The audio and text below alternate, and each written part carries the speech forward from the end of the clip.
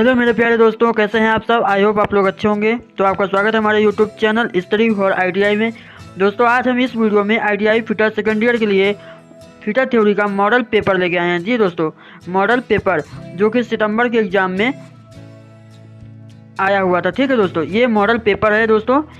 तो इसमें कुल मिला के 60 क्वेश्चन है। 40 थ्योरी के मिलेंगे आपको और 20 question workshop calculation and science के मिलेंगे। ठीक है दोस्तों, ये वीडियो थोड़ा हम थोड़ा जल्दी करने की कोशिश करेंगे क्योंकि इसमें 60 क्वेश्चन है दोस्तों, और 60 क्वेश्चन कराने में टाइम बहुत ज़्यादा लग जाएगा। ठीक है दोस्तों, वीडियो लंबी भी हो सकती है, इसलिए हम थोड़ा सा जल्दी इसको करने की कोशिश करेंगे। आप इसको बस ध्यान से देखते रहिए, वीडियो पूरा देखिएगा। ठीक है दोस्तों, आपको सब कुछ अच्छे समझ में आएगा। क्योंकि पेपर नज़दीक आ गया, इसलिए हमने सोचा कि पहले आपको मॉडल पेपर भी बीच में करा देते हैं। बाकी वो जो 500 वाला सीरीज चल रहा है वो तो हमारा चलता ही रहेगा। ठीक है दोस्तों, तो चलिए हम वीडियो को शुरू करते हैं। अगर आप हमारे चैनल पर नए हैं तो चैनल को लाल बटन दबाकर सब्सक्राइब जरूर कर लीजिएगा। वीडियो अच्छी लगी तो वीडियो को लाइक जरूर कर लीजिएगा। ठीक है दोस्तों, अपने दोस्तों में भी इसे ज़्यादा से ज़्यादा शेयर करिए। तो चलिए हम अपना क्वेश्चन स्टार्ट करते हैं दोस्तों। हमारा जो पहला क्वेश्चन है पूछ रहा है, देखिए कुछ दोस्तों, अगर आप हमारा 500 वाली जो क्वेश्चन का सीरीज हम चला रहे हैं, अगर वो वीडियो आपने देखा तो इससे आप आसानी से बता सकते हैं। तो दोस्तों इस वीडियो में अगर आपको किसी भी क्वेश्चन का आंसर आपको मालूम है तो प्लीज़ आप हमें कमेंट बॉक्स में जरूर बताएं। जैसे मैं यहाँ पे क्वेश्चन पढ़ता हूँ, आपको आंसर मालूम है तो आप कमेंट बॉक्स में तुरंत कमेंट कर दें। ठीक है दोस्तों, इससे आपने अभी तक जो भी पढ़ा है आपको पता चल जाएगा। ठीक है दोस्तों, और जब आप सही करेंगे तो आपके अंदर कॉन्फिडेंस आएगा। ठीक है, कि हम एग्जाम में कर सकते हैं। चलिए क्वेश्चन को स्टार्ट करते हैं। तो पूछ रहा है पहला क्वेश्चन, इस लिमिट गेज का नाम क्या है। तो ये मैंने कई बार करवाया 500 क्वेश्चन की सीरीज में। ठीक है, 2 नहीं 3 बार शायद करवा चुका हूँ। ये हमारा कौन सा गेज है, ये हमारा है प्लग गेज तो है, लेकिन प्रोग्रेसिव प्लग गेज है, क्योंकि ये एक दूसरे के एकदम नो गो और गो एकदम पास पास पे है। ठीक है, ये प्रोग्रेस की अवस्था में, इसलिए क्या है ये progressive plug gauge. Option C इसका राइट आंसर हो जाएगा। ठीक है दोस्तों, चलिए नेक्स्ट क्वेश्चन की ओर आगे चलते हैं दोस्तों। देखिए ऑप्शन सी इसका राइट आंसर हो जाएगा। अब आपसे पूछ रहा है स्लिप गेज को साफ करने के लिए किस मटेरियल का उपयोग किया जाता है। तो किस मटेरियल का उपयोग किया जाता है, ऑप्शन डी कार्बन टेट्राक्लोराइड। ठीक है दोस्तों, स्लिप गेज को साफ करने के लिए कार्बन टेट्राक्लोराइड का उपयोग किया जाता है। ठीक है, ये दोस्तों इंपॉर्टेंट प्रश्न है, ये एग्जाम में आया हुआ प्रश्न है। ठीक है दोस्तों, ये मॉडल पेपर है। चलिए नेक्स्ट क्वेश्चन की ओर आगे चलते हैं दोस्तों। नेक्स्ट क्वेश्चन हमारा पूछ रहा है कि सर्कुलर टेपर की का प्रयोग कहाँ किया जाता है। लाइट ड्यूटी ट्रांसमिशन में, हैवी ड्यूटी ट्रांसमिशन में, कम गति की आवश्यकताओं या उच्च गति की आवश्यकताओं। तो जो सर्कुलर टेपर की का उपयोग किया जाता है दोस्तों, आप लोग अगर जानते हैं तो कमेंट बॉक्स में जरूर बताएं। मैं आपको इसका आंसर बताता हूँ। इसका आंसर जो हो जाएगा वो है लाइट ड्यूटी ट्रांसमिशन में। ठीक है, ऑप्शन ए इसका राइट आंसर हो जाएगा। सर्कुलर टेपर की का उपयोग लाइट ड्यूटी ट्रांसमिशन में किया जाता है, मतलब हल्के कार्यों में किया जाता है। चलिए नेक्स्ट क्वेश्चन की ओर आगे चलते हैं दोस्तों। अभी आपसे पूछ रहा है कौन सा नट बोल्ट के सिरे की चूड़ियों को नुकसान होने से बचाता है। कौन सा नट बोल्ट के सिरे की चूड़ियों को नुकसान होने से बचाता है। ठीक है, कैप नट, कैसल नट, स्लॉटेड नट या नर्ल नट। ठीक है, तो दोस्तों ऐसा कौन सा नट है जो बोल्ट के सिरे को मतलब उसके जो चूड़ियाँ बने होते हैं, थ्रेड बने होते हैं, उसको नुकसान होने से बचाता है। तो वो हमारा हो जाएगा कैप नट। कैप नट हमारा कुछ इस तरह से होती है ना दोस्तों, ये तो जहाँ पे मतलब पाइप का कार्य खत्म हो जाता है वहाँ भी ऐसे थ्रेड कटी होती है, तो इसमें ऐसे ढक्कन टाइप का लगा दिया जाता है। तो उससे क्या होता है कि इसके चूड़ियों को खराब होने से बच जाते हैं, मतलब इससे थ्रेड खराब नहीं होते हैं। ठीक है, तो कैप नट का उपयोग किया जाता है। चलिए नेक्स्ट क्वेश्चन को आगे चलते हैं। ऑप्शन ए इसका राइट आंसर हो जाएगा। वीडियो अच्छी लग रही है वीडियो को लाइक जरूर कर दीजिएगा, अपने दोस्तों में इसे ज़्यादा से ज़्यादा शेयर कीजिएगा। ये मॉडल पेपर है दोस्तों। सरफेस हार्डनिंग करने की विधि क्या है। सरफेस हार्डनिंग क्या होती है जानते हैं आप लोग। जब किसी जैसे कोई हमारा मेटल है, जब उसको खाली सरफेस उसका हार्ड करना होता है, खाली ऊपर सरफेस एरिया जब उसका हार्ड करना होता है तो उसको हम लोग क्या करते हैं, सरफेस हार्डनिंग करते हैं। ठीक है, तो सरफेस हार्डनिंग करने मतलब सरफेस में हार्ड कैसे होता है, सरफेस में उससे कार्बन की मात्रा को प्रोवाइड करते हैं। ठीक है, तो सरफेस हार्डनिंग होता है। तो सरफेस हार्डनिंग की विधि ये पूछ रहा है क्या है, तो आपको एक बॉक्स की तरह दिख रहा है ना दोस्तों, ये क्या है, पैक है। ठीक है, पैक है ना, तो हमारा क्या हो जाएगा, पैक कार्बोराइजिंग। ऑप्शन बी इसका राइट आंसर हो जाएगा। ठीक है दोस्तों, ऑप्शन बी इसका राइट आंसर हो जाएगा, पैक कार्बोराइजिंग। चलिए नेक्स्ट क्वेश्चन की ओर आगे चलते हैं दोस्तों। पूछ रहा है मल्टी स्ट्राट थ्रेड की लीड क्या है। दोस्तों ये वाला क्वेश्चन भी मैंने अपने जो अभी 500 क्वेश्चन की सीरीज हम करवा रहे हैं उसमें भी ये मैंने क्वेश्चन बताया था। तो इसका जो आंसर हो जाएगा दोस्तों आप लोग देख रहे होंगे, option A pitch into start की संख्या। ठीक है, पिच इंटू स्टार्ट की संख्या, ऑप्शन ए इसका राइट आंसर हो जाएगा। चलिए नेक्स्ट क्वेश्चन की ओर आगे चलते हैं दोस्तों। नेक्स्ट क्वेश्चन है हमारा, किस सामग्री को चार्ज करने के बाद लैपिंग प्लेट को धोना आवश्यक होता है। ठीक है दोस्तों, तो किस सामग्री को चार्ज करने के बाद लैपिंग प्लेट को धोना आवश्यक होता है, तेल, मिट्टी का तेल, कूलेंट या पेट्रोलियम जेली। दोस्तों इसका जो राइट आंसर हो जाएगा वो है ऑप्शन बी, ठीक है, मिट्टी का तेल, केरोसिन। ठीक है, चलिए नेक्स्ट क्वेश्चन की ओर आगे चलते हैं दोस्तों। ये देखिए, ये क्वेश्चन भी अभी मैंने जो कल वीडियो अपलोड किया है 500 क्वेश्चन सीरीज का छठा पार्ट, उसमें ये क्वेश्चन को डिस्कस किया था। ठीक है, देख रहे हैं मॉडल पेपर में आया हुआ है। शाफ्ट के बाहरी व्यास पर स्वीकार्य साइज की जांच करने के लिए कौन सा गेज है ये।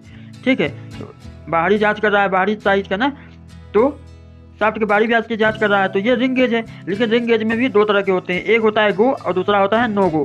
तो ये वाला हमारा जो है वो है ring gauge go, option A इसका राइट आंसर हो जाएगा। ठीक है, अब हमारा जो 500 क्वेश्चन का सीरीज चल रहा है वीडियो, वो वाला देख लीजिए, उसमें नो गो और गो के बारे में बताया गया है। ठीक है, तो इसका राइट आंसर क्या हो जाएगा, ऑप्शन ए। चलिए नेक्स्ट क्वेश्चन की ओर आगे चलते हैं दोस्तों। हमारा नेक्स्ट क्वेश्चन है दोस्तों कि किस अवघर्षक या एब्रेसिव का उपयोग नरम इस्पात और अलौह धातुओं की लैपिंग के लिए किया जाता है। ठीक है, सिलिकॉन कार्बाइड, हीरा, बोरान कार्बाइड, फ्यूज एल्यूमिना। तो दोस्तों अगर आपको आंसर मालूम है तो आप हमें कमेंट बॉक्स में बता सकते हैं। जिसका जो राइट आंसर हो जाएगा दोस्तों वो है ऑप्शन डी, फ्यूज एल्यूमिना। ठीक है, ऑप्शन डी फ्यूज एल्यूमिना, नरम इस्पात, ठीक है, और अलौह non metal, non ferrous metal और सॉफ्ट स्टील की लैपिंग के लिए फ्यूज एल्यूमिना का उपयोग किया जाता है। ठीक है, चलिए नेक्स्ट क्वेश्चन की ओर आगे चलते हैं दोस्तों। हमारा जो नेक्स्ट क्वेश्चन है दोस्तों वो है, स्टील में टेम्परिंग प्रक्रिया क्यों की जाती है। तो ये वाला क्वेश्चन भी मैंने अपने वीडियो में चर्चा किया था, जो 500 क्वेश्चन की सीरीज चल रही है, तो इसमें भी देखिए वो क्वेश्चन पूछा हुआ है, स्टील में टेम्परिंग प्रक्रिया क्यों की जाती है। काटने की क्षमता जोड़ने के लिए, स्ट्रेस और स्ट्रेन को दूर करने के लिए, ग्रेन संरचना को परिष्कृत करने के लिए, कठोरता और टफनेस को रेगुलेट करने के लिए। ठीक है दोस्तों, तो इसका जो राइट आंसर हो जाएगा वो है, तो क्यों किया जाता है अगर आपको मालूम है तो आप हमें कमेंट बॉक्स में बता सकते हैं। जिसका जो राइट आंसर हो जाएगा वो है कठोरता और टफनेस को रेगुलेट करने के लिए। ठीक है, ऑप्शन डी इसका राइट आंसर हो जाएगा, कठोरता और टफनेस को रेगुलेट करने के लिए स्टील में टेम्परिंग प्रक्रिया की जाती है। चलिए नेक्स्ट क्वेश्चन की ओर आगे चलते हैं दोस्तों। हमारा नेक्स्ट क्वेश्चन है, किस प्रकार का बियरिंग अच्छी थ्रस्ट के साथ साथ रेडियल भार उठाने के लिए बनाया गया है। दोस्तों ये सितंबर के एग्जाम में आया हुआ था। ठीक है, तो हमने सोचा कि एग्जाम नजदीक आ रही है इसलिए आपको मॉडल पेपर करवा देते हैं। तो इसका राइट आंसर आप लोग जल्दी से बताइए। तो इसका जो राइट आंसर हो जाएगा दोस्तों वो है एंगुलर कॉन्टैक्ट बाल बियरिंग। ठीक है, किस प्रकार का बियरिंग अच्छी थ्रस्ट के साथ रेडियल भार उठाने के लिए बनाया गया है, ऑप्शन डी, एंगुलर कॉन्टैक्ट बाल बियरिंग। ठीक है, चलिए नेक्स्ट क्वेश्चन की ओर आगे चलते हैं दोस्तों। अब यहाँ पूछ रहा है आपसे, किस प्रकार के बियरिंग धातु में स्वयं स्नेहक होता है। ठीक है, व्हाइट मेटल, सिंटरल डलाई, एल्यूमिनियम मिश्र धातु या कैडमियम बेस्ड मिश्र धातु। ठीक है दोस्तों, तो इसका जो राइट आंसर हो जाएगा, मतलब पूछा है किस प्रकार के बियरिंग में के धातु में स्वयं स्नेहक होता है। ठीक है, तो इसका जो राइट आंसर हो जाएगा दोस्तों वो है ऑप्शन बी, सिंटरेड एलॉय। ठीक है, सिंटरेड एलॉय बियरिंग धातु में स्वयं इससे स्नेहक होता है। ठीक है, चलिए नेक्स्ट क्वेश्चन की आगे चलते हैं दोस्तों। वीडियो अच्छी लग रही है वीडियो को लाइक जरूर कर दीजिए, अपने दोस्तों में से शेयर जरूर कर दीजिए। लाइट लोडिंग और कम गति के एप्लीकेशन के लिए कौन सी बियरिंग सामग्री का उपयोग किया जाता है, cast iron, tin cast, cadmium आधारित मिश्र धातु या कॉपर लीड मिश्र धातु। ठीक है दोस्तों, जिसका जो राइट आंसर हो जाएगा वो क्या है, ऑप्शन ए, कास्ट आयरन। ठीक है, लाइट लोडिंग और कम गति एप्लीकेशन के लिए कौन सी बियरिंग का इस्तेमाल किया जाता है, तो वो कास्ट आयरन हो जाएगा, ऑप्शन ए। ठीक है दोस्तों, तो इसका राइट आंसर ऑप्शन हो जाएगा। चलिए नेक्स्ट क्वेश्चन की ओर आगे चलते हैं दोस्तों। ये वाला देखिए क्वेश्चन, ये अभी हमने जो कल वीडियो अपलोड किया था 500 क्वेश्चन का अपना छठा पार्ट, तो उसमें मैंने ये डिस्कस किया था। देखिए ये कौन सा वाटर है, अब जो लोग पढ़े होंगे इसका आंसर खट्टे से जवाब उन लोग दे सकते हैं। ठीक है, आपको भी इसका आंसर मालूम तो आप हमें कमेंट बॉक्स में बता सकते हैं। तो इसका जो राइट आंसर हो जाएगा दोस्तों, मैं आपको डायरेक्ट बताता हूँ, जिसमें जो बाहर भी रास्ते कटे हुए हैं, देख रहे हैं बाहर भी ऐसे बना हुआ है और अंदर भी बना हुआ है ना, तो इसका मतलब क्या है, ये बाहरी प्रकार का वाटर भी है और आंतरिक प्रकार का वाटर है। तो इसका आंसर भी ऑप्शन सी इसका राइट आंसर हो जाएगा, इंटरनल एंड एक्सटर्नल वाटर। ठीक है, आंतरिक और बाहरी वाटर। ठीक है, ये ऑप्शन सी इसका राइट आंसर हो जाएगा। चलिए नेक्स्ट क्वेश्चन की ओर आगे चलते हैं। हमारा नेक्स्ट क्वेश्चन है, एक्स के रूप में चिह्नित भाग का नाम क्या है। ये वाला क्वेश्चन भी हम डिस्कस कर चुके हैं। ठीक है दोस्तों, तो ये हमारा क्या है, बॉल सेपरेटिंग केज है। ठीक है, ऑप्शन डी इसका राइट आंसर हो जाएगा। ठीक है दोस्तों, ये जो एक्स ग्रुप में दिखा रहा है ना दो बियरिंग के बीच में, तो यही हमारा क्या है, बॉल सेपरेटिंग केज है। ठीक है, तो इसका राइट आंसर ऑप्शन डी हो जाएगा। चलिए नेक्स्ट क्वेश्चन की ओर आगे चलते हैं दोस्तों। हमारा नेक्स्ट क्वेश्चन है, किस बियरिंग की उसमें चालकता थर्मल कंडक्टिविटी कम होती है। ठीक है, किस बियरिंग की उसमें चालकता थर्मल कंडक्टिविटी कम होती है, तो इसका राइट आंसर क्या हो जाएगा, लैमिनेटेड फेनोलिक्स। ये आप लोग दो तीन बार देख लीजिएगा। और आपको एक बात और बता दूं, हमारे प्लेलिस्ट पे जाएंगे, वहाँ पे लिखा है ITI fitter second year model paper, उसमें आप क्लिक करेंगे तो दो मॉडल पेपर मैंने पहले ही अपलोड कर दिया, एक फिगर से रिलेटेड भी है, कुल मिला के 3। ये हमारा तीसरा मॉडल पेपर है। ठीक है दोस्तों, तो आप वहाँ से 2 मॉडल पेपर और डालें, उसको भी आप लोग जरूर देख लीजिएगा। तो इसका राइट आंसर हो जाएगा ऑप्शन डी। चलिए नेक्स्ट क्वेश्चन की आगे चलते हैं दोस्तों। हमारा नेक्स्ट क्वेश्चन है, 50 मिलीमीटर से 150 मिलीमीटर व्यास के पाइप को इकट्ठा या विघटित करने के लिए किस प्लम्बर टूल का उपयोग किया जाता है। ठीक है, असेंबल मतलब कि 50 मिलीमीटर या 150 मिलीमीटर के जो व्यास की जो पाइप होती है उसको असेंबल करने के लिए या खोलने के लिए किस प्लम्बर टूल का उपयोग किया जाता है, उसका नाम पूछ रहा है। तो वो हमारा क्या हो जाएगा, chain pipe wrench. Option B इसका राइट आंसर हो जाएगा। ठीक है, चेन पाइप रेंच। चलिए नेक्स्ट क्वेश्चन की ओर आगे चलते हैं दोस्तों। ये वाला क्वेश्चन भी हमने अपने 500 के क्वेश्चन के सीरीज में डिस्कस किया था, इसलिए दोस्तों आप लोग वो वीडियो जरूर देखिएगा। ठीक है, आप हमारे प्लेलिस्ट में जाएंगे, वहाँ पे लिखा है fitter second year 500+ question series, वहाँ पे आप जाएंगे तो आपको 6 पार्ट हमने अपलोड कर दिया है, 1 2 3 4 5 6। ठीक है, तो आप उसको जरूर देख लीजिएगा। तो ये आपसे पूछ रहा है कि एक्स ग्रुप में चिन्हित भाग का नाम बताएं। ठीक है दोस्तों, ठीक है, तो ये जो एक्स ग्रुप में चिन्हित है इसी का नाम आपसे पूछ रहा है। ठीक है, तो ये हमारा क्या हो जाएगा, ये हमारा हो जाएगा कटर व्हील। ये राउंड पाइप वगैरह को काटने के काम आता है। ठीक है, जैसे प्लास्टिक पाइप वगैरह को काटने के काम आता है। ठीक है, तो ये वाला जो हिस्सा हमारा ये है, ये कटर व्हील हो जाएगा। ठीक है, ऑप्शन ए इसका राइट आंसर हो जाएगा। ठीक है दोस्तों, ऑप्शन ए ये हमारा क्या है, कटर व्हील। चलिए नेक्स्ट क्वेश्चन के आगे चलते हैं। ये देखिए, पाइप के कार्यों में एल्बो और बेंड पर विचलन कोण कितना होता है, मतलब एल्बो और बेंड का विचलन कोण पूछा है। तो दोस्तों इसको भी हमने बताया हुआ है कि जैसे कि ये 90 डिग्री में जो हमारा होता है वो हमारा क्या होता है, एल्बो होता है, पाइप को 90 डिग्री में मोड़ने के लिए। ठीक है, और ये हाँ एल्बो होता है, और बेंड जो हमारा होता है वो हमारे 45 डिग्री का होता है। ठीक है, 45 डिग्री में पाइप को मोड़ने के लिए कुछ इस तरह से होता है। ठीक है, आप पाइप वाले मतलब अपनी फिटर थ्योरी की किताब उठाएंगे, वहाँ पे प्लम्बर वाले चैप्टर में देखेंगे तो आपको मिल जाएगा। ठीक है, पाइप फिटिंग नाम से चैप्टर है। तो इसका राइट आंसर क्या हो जाएगा, ऑप्शन ए 90 एंड 45 डिग्री। ठीक है, एल्बो का कितना होता है 90 डिग्री और बेंड का 45 डिग्री। ठीक है, तो ऑप्शन ए इसका राइट आंसर हो जाएगा। चलिए नेक्स्ट क्वेश्चन की ओर आगे चलते हैं दोस्तों।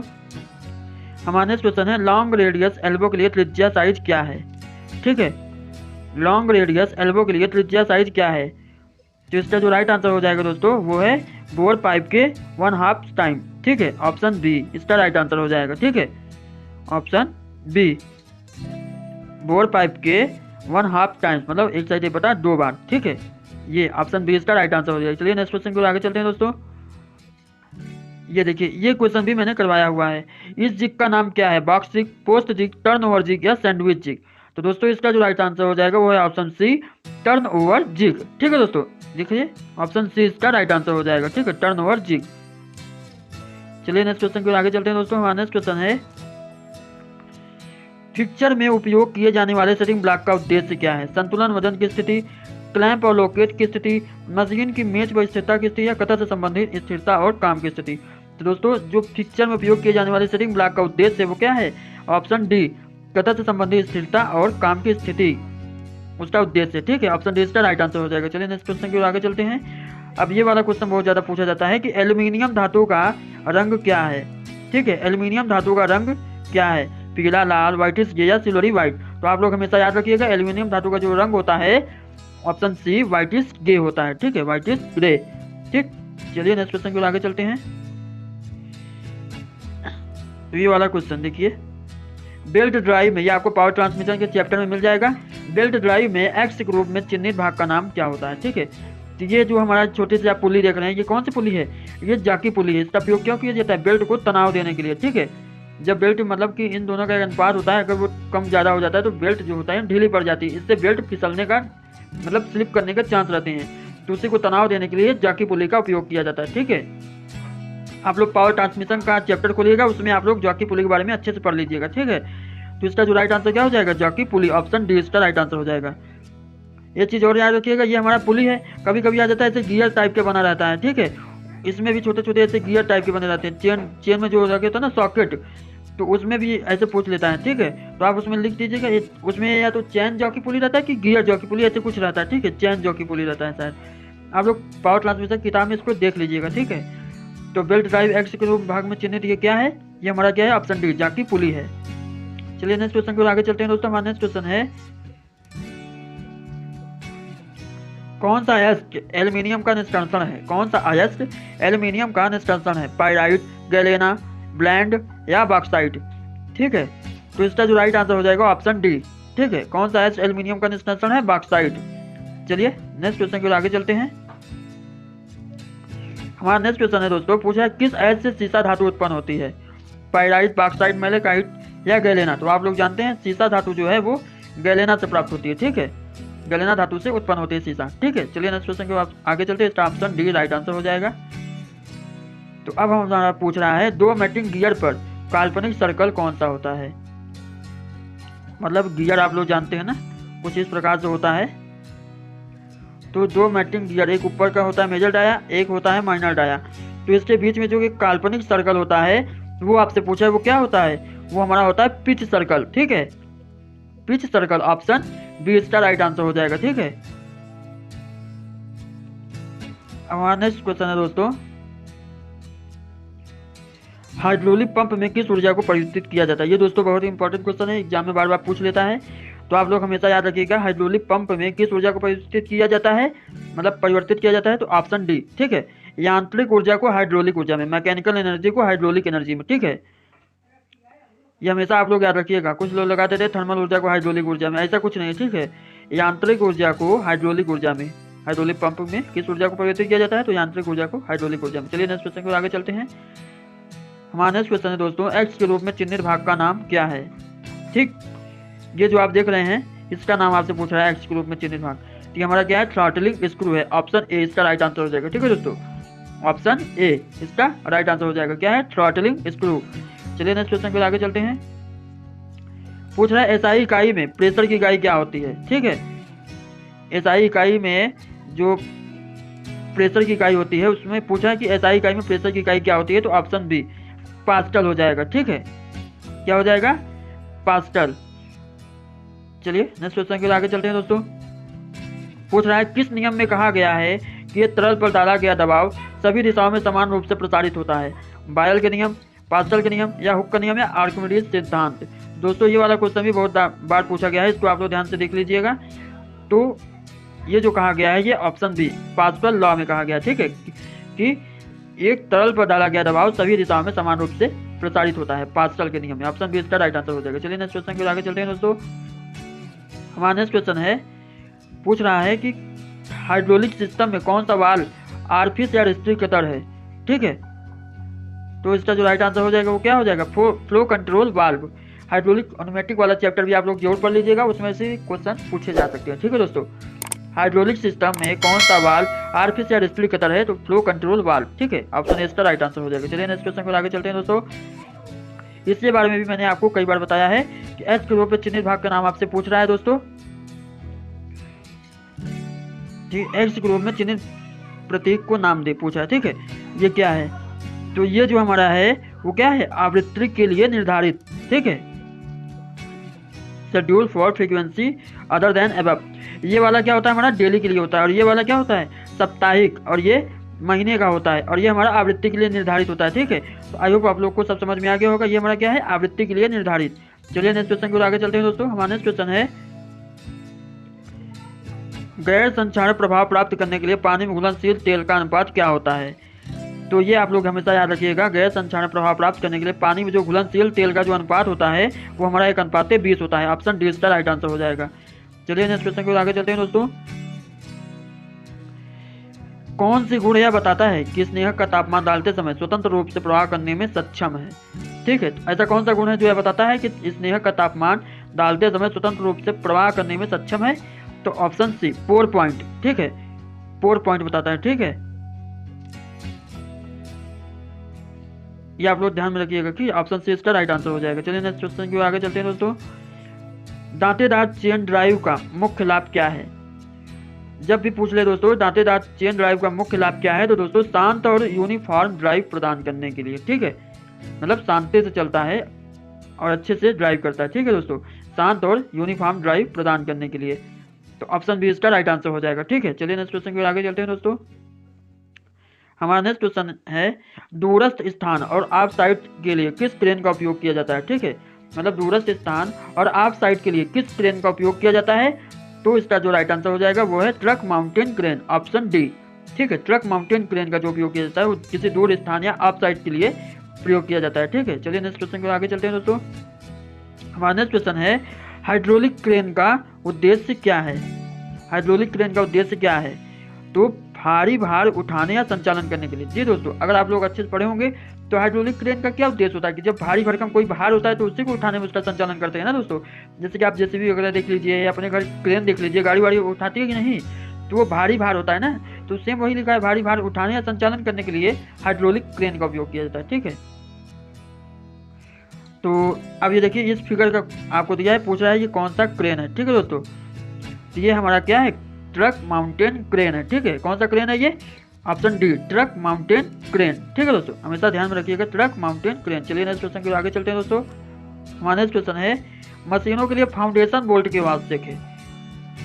दोस्तों जब भी आप कोई नई मशीन लाते हैं तो उसको जब उसका फाउंडेशन करते हैं, मतलब उसको अपने रखते हैं, तो उसका फाउंडेशन करना आवश्यक होता है, क्योंकि मशीन कंपन करने के कारण हिलती डुलती रहती है, ठीक है, या झटका देती है, तो उसको बचाने के लिए, उसके कंपन को रोकने के लिए मशीनों को फाउंडेशन बोल्ट की आवश्यकता पड़ती है, ठीक है, उसको फाउंडेशन दिया जाता है। आप लोग देखे होंगे मशीन को जमीन में मतलब रख के उसका और नट बोल्ट से ऊपर टाइट किया जाता है बेस पे उसके, ठीक है, जिसका राइट आंसर क्या हो जाता है, मशीनों को मजबूती से पकड़ने के लिए, ठीक है। जब मशीनों को मजबूती से पकड़े रहेगी तभी तो कंपन वगैरह नहीं करेगी और आसानी से चलेगी, ठीक है दोस्तों। तो मशीनों को मजबूती से पकड़ने के लिए मशीनों के लिए फाउंडेशन बोल्ट आवश्यक होती है, ठीक है। चलिए नेक्स्ट क्वेश्चन को आगे चलते हैं दोस्तों। अब हमारा नेक्स्ट क्वेश्चन है जो इंजन चलती भागों में स्नेहक तेल का उपयोग करने का मुख्य उद्देश्य क्या है, ठीक है, मतलब इंजन के चलती भागों में स्नेहन तेल का उपयोग क्यों किया जाता है, लुब्रिकेट ऑयल का इंजन के मूविंग पार्ट में क्यों उपयोग किया जाता है? जाहिर सी बात है उसका घर्षण को कम करने के लिए मतलब स्नेहक तेल का उपयोग किया, मतलब लुब्रिकेंट का उपयोग किया। घर्षण मतलब अगर घर्षण करेंगे तो उसके पार्ट आपस में दूसरे से घर्षण करते करते घिस जाएंगे, खराब हो जाएंगे, तो उसी को कम करने के लिए लुब्रिकेंट मतलब स्नेहन तेल का उपयोग किया जाता है इंजन के मूविंग पार्ट में, ठीक है। तो ऑप्शन बी इसका राइट आंसर हो जाएगा। चलिए नेक्स्ट क्वेश्चन के आगे चलते हैं दोस्तों। हमारा नेक्स्ट क्वेश्चन है घर्षण बल पर कौन सा निर्भर करता है, घर्षण बल पर कौन सा बल निर्भर करता है, ठीक है। ये वाला क्वेश्चन भी मैंने आपको बताया था, ठीक है। तो इसका जो राइट आंसर हो जाएगा वो है संपर्क सरफेस। जब कोई चक्का है और उसका जब संपर्क सरफेस रहेगी तभी तो उस पर चलेगा, तो घर्षण करेगा ना, ठीक है। तो ऑप्शन बी इसका राइट आंसर हो जाएगा। चलिए नेक्स्ट क्वेश्चन के आगे चलते हैं दोस्तों। हमारा नेक्स्ट क्वेश्चन है स्नेहन को बनाए रखने के द्वारा मशीन की दक्षता क्या होती है? जब स्नेहन को बनाए रखेंगे तो मशीन की दक्षता क्या होती है दोस्तों? बढ़ जाती है, ठीक है, इंक्रीज हो जाती है। ऑप्शन ए इसका राइट आंसर हो जाएगा। चलिए नेक्स्ट क्वेश्चन के आगे चलते हैं दोस्तों। अब हमारा वर्कशॉप कैलकुलेशन संबंधी देखिए क्वेश्चन आ गया है, इसे आप लोग ध्यान से देखिए। यदि घर्षण गुणांक 0.125 है तो किसी वस्तु का भार 30 किलोग्राम के बल द्वारा स्थानांतरित किया जा सकता है। तो घर्षण गुणांक क्या होता है? म्यू से प्रदर्शित है। म्यू बराबर क्या होता है? F/W, ठीक है। तो W आपको दिया हुआ है, 30 kg के भार द्वारा स्थानांतरित किया जाता है। तो आपसे क्या पूछ रहा है? वस्तु का भार पूछा है, ठीक है, मतलब बल द्वारा स्थानांतरित किया जा सकता है, ठीक है। वेट पूछ रहा है, ये आपसे F पूछा है, ठीक है दोस्तों। तो आपको म्यू दिया हुआ है, तो अब इसी फॉर्मूले पे आइए रख लेते हैं। तो म्यू क्या दिया हमारा? 0.0125 इक्वल टू F अपना निकालना है हमें, और W क्या दिया है? 30। अब आप लोग इसका मतलब क्रॉस मल्टीप्लिकेशन होता है ना, तो इसका इसमें गुणा कर लीजिए, ठीक है। ये इधर आ जाएगा, मल्टीप्लाई में हो जाएगा। जब इसमें मल्टीप्लाई करेंगे आप तो क्या हो जाएगा? 0.0125 इंटू 30, ठीक है दोस्तों। अब आप लोग इसका मल्टीप्लाई करेंगे जब आप, तो आपका आंसर जो आ जाएगा वो आ जाएगा ऑप्शन डी, 2400 किलोग्राम, ठीक है।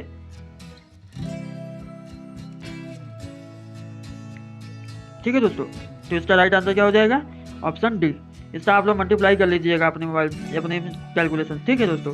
चलिए यहाँ पे हम मल्टीप्लाई करेंगे तो काफ़ी वीडियो लंबी हो जाएगी। आयताकार पिंड के गुरुत्व का केंद्र क्या है? ठीक है, अब देखिए आयताकार जो हमारा पिंड होता है आयताकार, उसका गुरुत्व केंद्र कहाँ होता है? जब उससे दो विकर्ण एक दूसरे को आपस में काटते हैं तो उसका जो सेंटर यही तो होता है ना उसका गुरुत्व केंद्र। तो वही आपसे पूछ रहा है। तो ये देखिए ऑप्शन सी अगर आप देखने की कोशिश करें तो इसमें लिखा है इसके विकर्णों के चौराहे के बिंदु पर, ठीक है दोस्तों, मतलब इसके विकर्णों के चौराहे के बिंदु पर, ठीक है। यहाँ पे काट रहा है ना तो यही विकर्ण के क्या है? चौराहा है, ठीक है। तो ये हमारा क्या हो जाएगा? यही इसका गुरुत्वाकर्षण केंद्र होता है, ठीक है। ऑप्शन सी इसका राइट आंसर हो जाएगा। चलिए नेक्स्ट क्वेश्चन को आगे चलते हैं दोस्तों। ये क्वेश्चन भी मैंने करवाया वर्कशॉप कैलकुलेशन में कि चक्र का सबसे बड़ा चाप को क्या कहा जाता है, ठीक है। आर्क चाप दिया है, यहाँ पे आप देखेंगे तो कॉर्ड दिया है, ठीक है। इंग्लिश क्वेश्चन आप लोग जरूर पढ़ लीजिएगा। इसमें पूछा है चक्र का सबसे बड़ा चाप नहीं, जीवा। जीवा मतलब सर्कल की सबसे बड़ी जीवा को क्या कहते हैं? मतलब जो सर्कल होती है उसकी जो सबसे बड़ी जीवा होती है वो क्या होता है? सर्कल का क्या होता है? व्यास होता है, ठीक है। ऑप्शन बी इसका राइट आंसर हो जाएगा। डायमीटर होती है, ठीक है। सर्कल का जो सबसे बड़ी जीवा होती है वो उसका डायमीटर होता है, ठीक है, व्यास। चलिए नेक्स्ट क्वेश्चन को आगे चलते हैं दोस्तों। हमारा नेक्स्ट क्वेश्चन है कि यदि वृत्त का क्षेत्रफल आपको दिया है 78.5 सेंटीमीटर स्क्वायर तो वृत्त का व्यास आपसे पूछा है। तो वृत्त का क्षेत्रफल क्या होता है? पाई आर स्क्वायर, ठीक है। ये क्या है? सर्कल का क्षेत्रफल। तो सर्कल का क्षेत्रफल आपको दिया है 78.5 दिया है। पाई का मान कितना होता है? 3.14 होता है और इंटू आर स्क्वायर। अब जब आप इसका गुणा कर लीजिए, ठीक है। मैं यहाँ पे गुणा कर लेता हूँ तब आपको बताता हूँ। तो दोस्तों हम क्या करते हैं कि ये जो 3.14 है जब इधर आएगा तो क्या हो जाएगा? डिवाइड में हो जाएगा। जब आप 78.5 बटे 3.14 बराबर आर स्क्वायर, पहले हम लोग रेडियस निकालें तो व्यास अपने आप निकल आएगा, ठीक है दोस्तों। तो क्या करेंगे कि जब आप 78.5 में 3.14 का भाग देंगे तो आपका क्या आ जाएगा जानते हैं? 25, ठीक है। आप लोग भाग दे लीजिएगा, 25 आ जाएगा आर स्क्वायर, ठीक है। अब जब आर स्क्वायर को इधर ले आएंगे तो ये रूट में हो जाएगा, ठीक है, जानते हैं ना आप लोग। मैं इधर कर देता हूँ, आप लोग देख लीजिए। आर स्क्वायर जब हटा देंगे तो रूट में 25 हो जाएगा। तो ये कितना होता है? आर हमारा कितना आ गया? 5। आप जानते हैं कि जो हमारा डायमीटर होता है वो त्रिज्या का दुगना होता है, ठीक है, ठीक। डायमीटर क्या होता है? त्रिज्या का दुगना होता है। तो हमारा डी कितना आ जाएगा? डायमीटर आ जाएगा 10 सेंटीमीटर, ठीक है। तो इसका राइट आंसर क्या हो जाएगा? ऑप्शन बी, ठीक है। आप लोग यहाँ पे देख लीजिए। अब मैं इसको हटा देता हूँ, ऑप्शन बी, ठीक है। ऑप्शन बी इसका राइट आंसर हो जाएगा। चलिए नेक्स्ट क्वेश्चन को आगे चलते हैं दोस्तों। नेक्स्ट क्वेश्चन में हमारा है, ये आपको कुछ दिया है 5a स्क्वायर बी इंटू 8 की पावर 5 बी की पावर क्यूब बी की पावर 3 का गुणन मान क्या है? तो आप लोग जानते हैं कि भाई पहले तो इसका मल्टीप्लाई हो जाएगा। 5 बड़ा क्या होता है? 40, ठीक, 40। अब इसके घाते क्या होते? बेस सेम है तो घाते क्या होगी? जुड़ जाएंगी, ठीक है। तो ए की पावर क्या हो जाएगा? 2 और ये 5 कितना हो गया? 5 2 7, ए की पावर 7 और बी की पावर क्या हो जाएगा? यहाँ पे 1 है और यहाँ पे 3 है, 4। अब आप लोग देख लीजिए इसमें से ऑप्शन कौन सा सही है? 40, ए की पावर 7 बी की पावर 4, ऑप्शन ए सही है ना। तो ऑप्शन ए इसका राइट आंसर हो जाएगा, ठीक है। चलिए नेक्स्ट क्वेश्चन को आगे चलते हैं दोस्तों।